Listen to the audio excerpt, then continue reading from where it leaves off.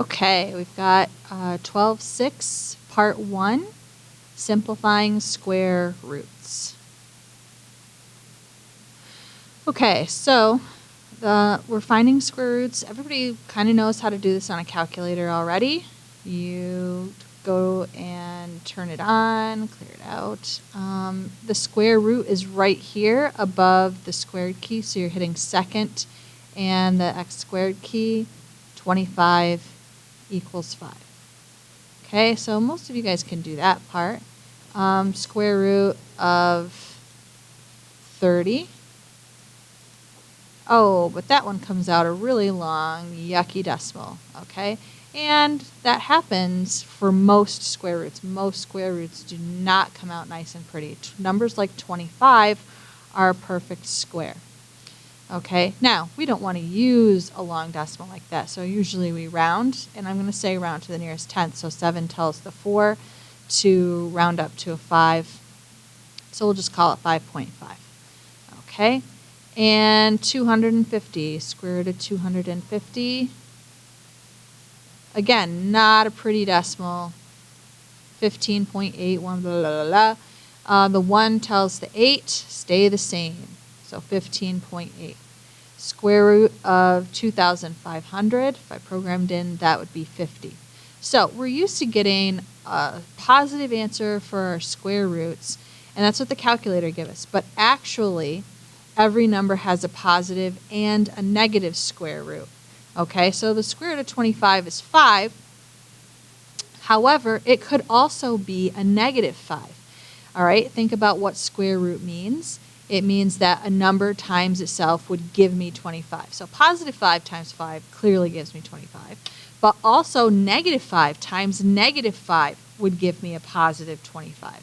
So now we're going to start thinking about every single square root answer in terms of its positive and its negative answer. So to show that, we would write plus and on top of a minus sign. There's the tiniest of gaps. They're not really touching, okay? Plus over a minus. And we just say plus or minus 5. Plus or minus 5.5. Plus or minus 15.8. And plus or minus 50. Okay? Now, the reason the calculator gives you only the positive 5 is because it assumes that you want the principal square root, which is just another name for that positive root. And the reason for that is because most of the time, if you're doing a square root in real life, you're probably doing it about something that can't be negative, like distance or time or something like that. Okay? All right, this next part down here is 2 other vocabulary words. I want to make sure you really understand them, so pay attention. A radical is the whole square root with a number and everything. The radicand is the number inside. So if I were to set up the square root of, say, 72, okay? And let me blow this up, make it a little bit bigger. Okay, square root of 72. The whole thing is a radical. The whole thing is a radical. The 72 is the radicand. It's the number inside the root symbol. Okay, so let's make sure that's really clearly understood. All right, going on to this page, next part. Now, we can simplify or put radicals into our calculator and get a decimal answer, but we can also simplify radicals, and that will mean we don't have to round. We still have a radical in our answer, but we're dealing with smaller numbers if we simplify. So it means that we're going to simplify the square root instead of getting a rounded decimal answer.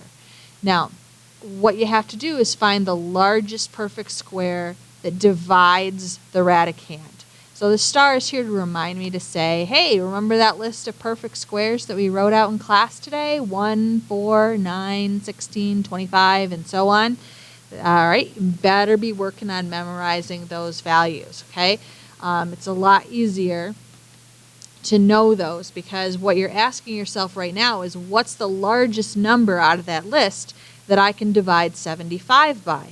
So 75 divides by 25, okay, and 75 divided by 25 would be 3. So I break the 75 down into root 25 and root 3. And the reason I pick those numbers is because 25 is a perfect square, and I can find the square root. It's 5. And then the root 3 I just bring down. Okay? And we're now remembering that we have to use that plus minus symbol all the time in front of all of our answers. Okay? So don't forget to put a plus minus sign now in front of all of your radical answers. All right, square root of 200. Again, I'm looking for the largest perfect square. So 200 divides by 4. That's a perfect square, but it's not the biggest one. Divides by 25. Still not the biggest one. You want the biggest one that they can divide by. So 200 divides by 100. Okay? And 100 times 2 gives me 200. So 100 was the biggest perfect square that divides into 200. So the square root of 100 is 10. And I bring down the root 2. Okay, and don't forget now we have to put plus and minus in front of all of our answers. Square root of 147. Okay, I didn't even know that 147 could divide by anything because nothing really comes to my head as something that I can divide 147 by. So if you come across that, then you go into your calculator and you just start trying numbers. Start big though. 147, let's see, does it divide by 81? Nope. 147 divided by 64. Nope. 147 divided by 49. Ding, ding, ding, ding, ding. I got a 3 there. Okay? So 147 splits up into 49 and 3. So that's something you're going to have to use from time to time. You get out a calculator and start big and work your way down until you get to the combination that works. So 49, the square root of 49 is 7. Bring down your root 3. Don't forget a plus minus. Okay? 245, if I gone through the calculator process again, I had to do that to find the answer for myself the first time to type this. It ends up being 49 again by coincidence. But this time it's times 5. Square root of 49 is 7. Bring down the root 5 and put the plus or minus. Now, when you're writing your final answer, I'm rewriting it from this form to this form. The square root of the perfect square, so the 5, the 10, the 7, and this 7, they become like a coefficient in front of the square root sign. And the remaining number stays the radicand. So the 3 stays the radicand, 2 stays the radicand, 3 stays the radicand, 5 stays the radicand.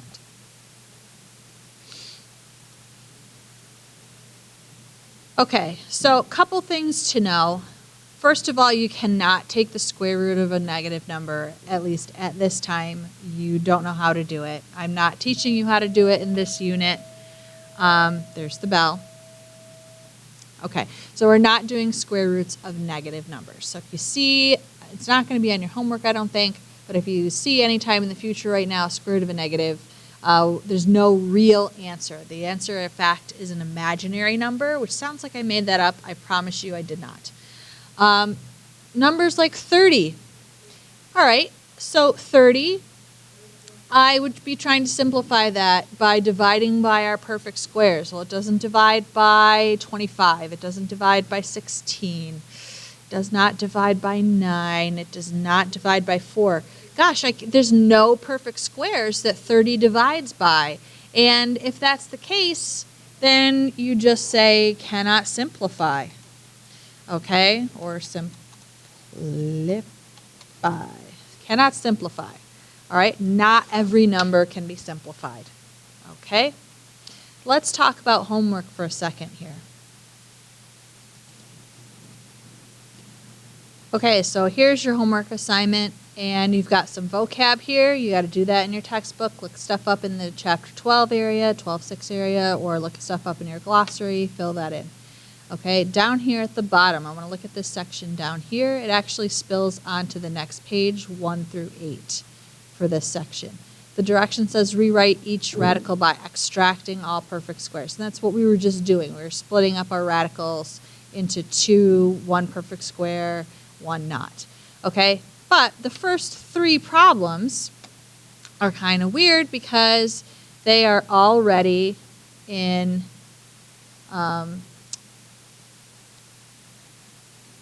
they're perfect squares. So 25, the square root of 25 is 5. The square root of 144 is 12. And I don't know if you can see it. It might be off screen. But their square root of 400 is number 3, and that's just 20. So the very first problem that you can even practice what we just learned is number 4. So number 4 does not, 12 is not a perfect square.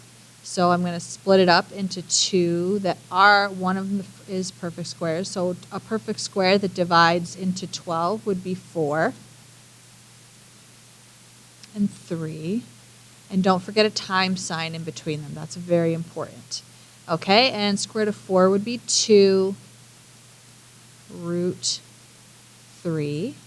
And don't forget to put plus or minus in front. Okay?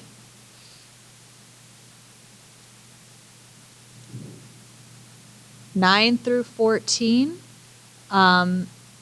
is they're showing you this really crazy stuff for how to show your work. Honestly, you just need to put this stuff in the calculator. Okay? Just use your calc and round to the nearest tenth. So I'll turn it on. The square root of 37. That didn't do square root. The square root of 37 equals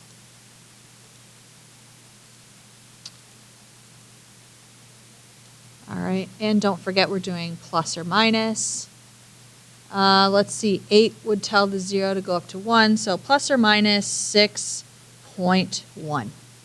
Okay, just doing stuff on the calculator. We're not doing anything else for this section. So 1 through 14 is due tomorrow. I will make another video to teach you how to do the rest of the packet tomorrow. And have a good day. Thanks for watching.